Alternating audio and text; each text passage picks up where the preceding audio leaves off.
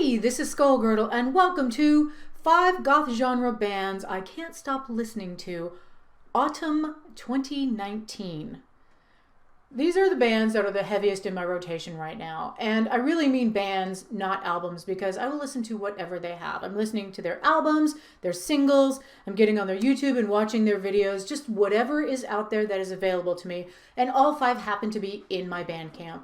I'm sure they all have SoundCloud or Mixcloud or whatever that shit is. I prefer Bandcamp because I feel like they treat the artists a little bit better.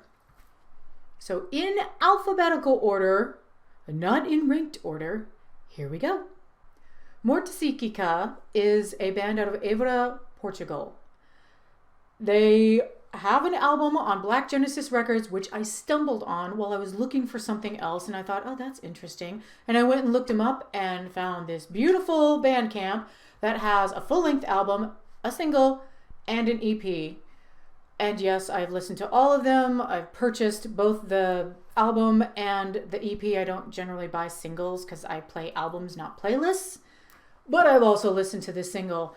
And these guys are actually singing in European Portuguese. And they are so beautifully put together. The guitar is bright and beautiful and gothic, sonorous at the same time. Beautiful bass lines, drums are fantastic, the vocals are just wonderful, and seriously, I've listened to this album in the week and a half. I've had it at least 10 times, and I'm probably underestimating because I probably listened to it 15. I listen to a lot of non-goth genre music, goth genre music, and I'm listening to more goth music than this, but I am trying to watch less television, YouTube, and game less, so I've been listening to a shitload of music, and these guys are so heavily in the rotation. I cannot recommend them enough. I'm telling you, gothic rock out of Portugal, because the next band that we're moving into is None, and I interviewed them, so hopefully you realize that that means that I like them, but I love this band. I feel like they sound a little bit different, and the way that they compose their songs is a little bit different. The vocals, the keyboards, again with the beautiful bass lines and that lovely guitar, just everything about None I love. Now, I will say that it helps to have a little bit of an esoteric view here because it is heavily steeped in occult. I would say, I don't know, hermetic, thelema, maybe alchemical, astrological, just occult. Just go with occult. It'll help you understand the lyrics a little bit better, which I think there's so much going on in the lyrics that it just makes the music that much more rich. Ornamenti D'Oro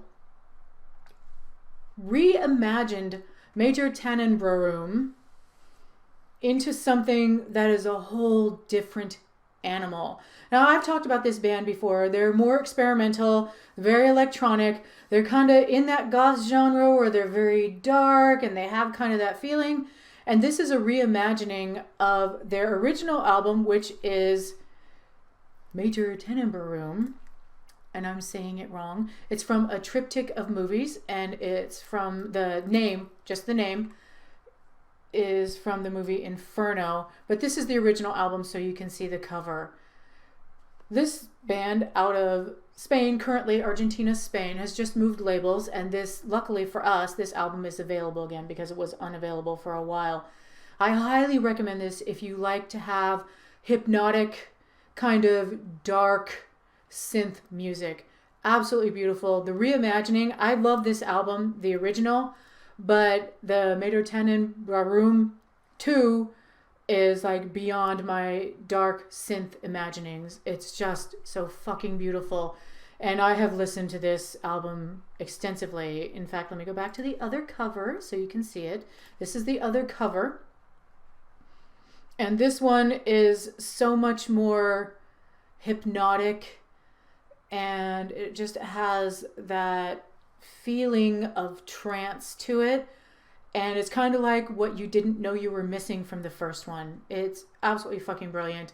I cannot wait until Gustavo comes out with the next release. I fucking love this album.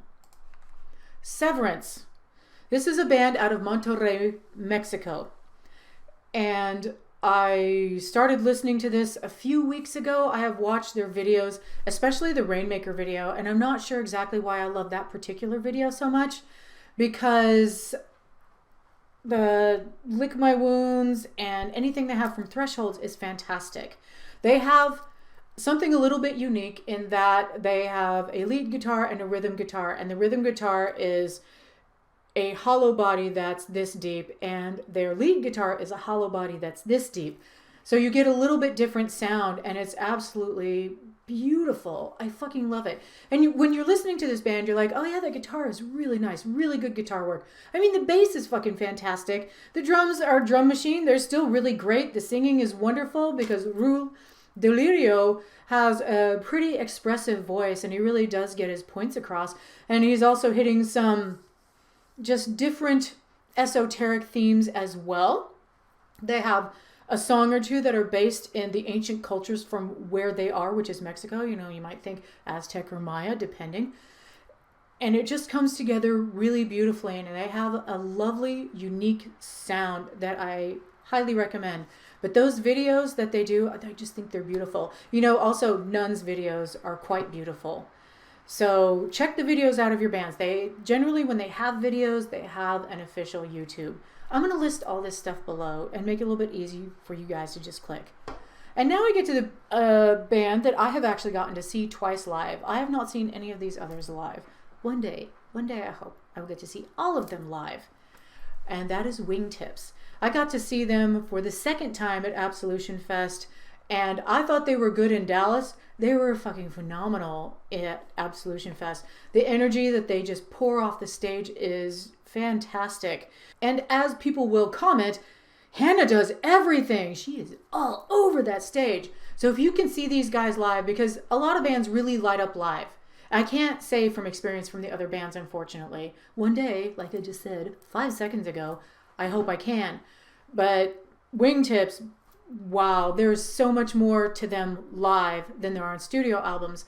But this album right here, Exposure Therapy, is one of my top albums of the year. I also listen to, let's see their music. They've got, do they have the other one? Yeah. I have this. I have this collection, and I've listened to it pretty fucking extensively. But my dark wave go-to right now is actually Exposure Therapy. It is such a great album, and they did such a fantastic job. The flow is amazing. Just everything I've seen them do, because when they're live, they're not just singing Exposure Therapy or playing Exposure Therapy. They're playing everything they have and some stuff that's not on here. They also have interesting videos that are worth checking out, which again, I will list below. So that is a quick synopsis of 5 bands that I just can't stop listening to. I recommend every single one of these bands equally. They are all at the top of their game. They're putting out releases that are worth a listen or 50. So hey, thanks for watching. Until next time.